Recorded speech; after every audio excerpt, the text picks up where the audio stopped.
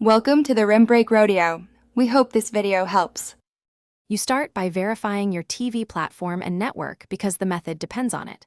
Once done, check for built-in Chromecast or Google TV. Those let you cast Chrome instantly. If you have an Android TV, enable developer options and allow installs from unknown sources as a next step. Make sure your phone or PC is on the same Wi-Fi. Now choose Casting for Simplicity or sideloading an APK if you need the full Chrome app experience on the TV. If you sideload, pick the correct APK architecture because wrong builds won't run. That's why checking CPU type matters. Once downloaded to your computer, connect a USB drive or use ADB over network to push the APK to the TV. Then open a file manager on the TV and install the package. Accept permissions. Alternatively, casting avoids installs.